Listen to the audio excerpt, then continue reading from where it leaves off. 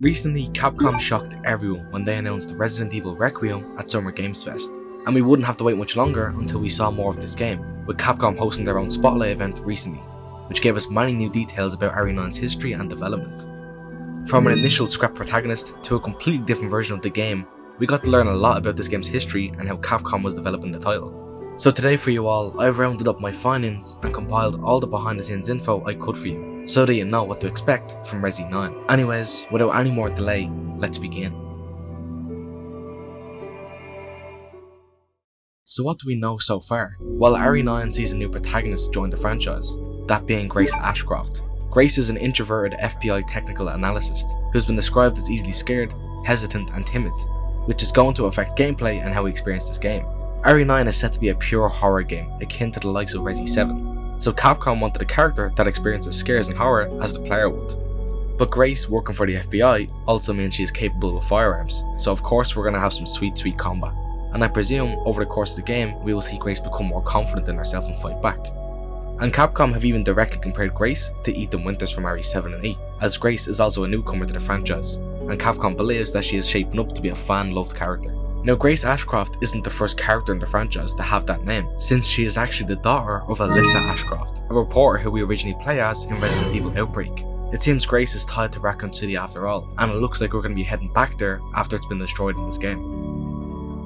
Now, the question of perspective was heavily debated upon this game's initial reveal. Will it be first person or third person? Some players prefer first person as it heightens the scares in the game, and some players can't stand first person and think RE should only be a third person game.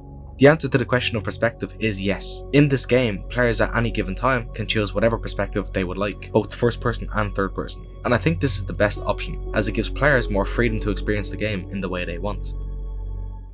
Now, in tandem with the game's pure horror setting, the game's director Koshi Nakanishi mentioned that Grace wasn't their first idea for the game's protagonist. They instead mentioned Leon S. Kennedy as being the potential protagonist for RE9. However, the director states that Leon is a bad match for horror, since he wouldn't jump and get scared at little small things like a bucket falling over, for example. And I get what he means here, because while Leon is such a big part of this horror franchise, but after Raccoon City, he became a different beast entirely, and the direction they want to go in for RE9, being a very atmospheric, scary game, it wouldn't make sense for Leon to be here since he's going to be backflipping all over the place. Although, I do personally believe we will see Leon in some shape or form in RE9. My current theory is that Capcom is baiting us and we will actually see Leon in an action-focused third act of the game. But for that, we'll just have to wait and see. A key theme that the devs have described with RE9 is the concept of addictive fear. In games, often overcoming fears only makes you more addicted to the game. It gives you the sense of accomplishment, or what's next kind of feeling. Even though you're petrified, you just can't stop playing, and Capcom are really leaning into this idea with RE9. Now, possibly the most interesting piece of development info we got from these developer interviews is that RE9 didn't initially start as a horror-focused return to Raccoon City. It instead started as an online open-world game. Yeah, why Capcom ever thought to go in this direction is beyond me, since who would want this? Especially for a mainline numbered game, I'll expect this to be something like a spin-off game, kinda like ReVerse. Well, hopefully not like ReVerse. But thankfully Capcom themselves acknowledged that no one wanted this game and decided to scrap the concept. Although, we did get to see some small clips of gameplay footage from RE9, or more so RE 8.5. And we can see reused assets from the RE remakes here. And this developer footage of the game intrigued me so much that I wanted to try take a deeper look into this scrap game, even with the limited footage we have. For example, I used Google Translate to translate the Japanese text on screen to see if I can find out anything else about this version of RE9. In the bottom left we can see basic info like weapon switch and inventory.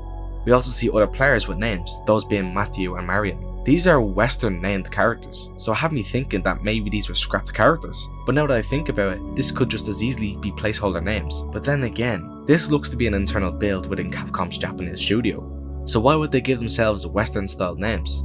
So I do still think it could be early scrapped characters we will never get to meet. Let me know what do you make of this.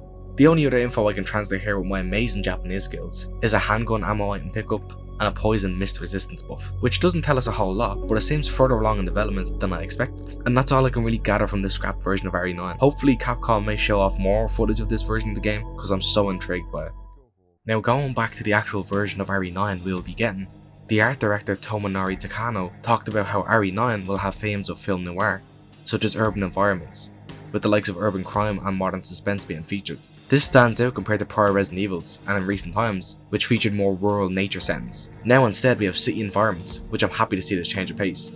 And the tone shift in this game, going back to Raccoon City, it feels just right after nearly 30 years of this franchise. And I can't wait to explore more of this game's environments. Seriously, they look incredible. Overall, Resident Evil Requiem is shaping up to be an all-timer Resident Evil game, so please expect many videos from me when this game releases. I may make another video before release when more news and trailers are out, or if you guys want, I could always put together another pre-release theory similar to my Silent Hill F theory, as I do have one brewing in my mind for RE9. Let me know down below. Anyways, that's going to be all from me and my findings, so do let me know your thoughts and opinions on Resi 9 so far, and anyways, I will see you in my next video. Peace.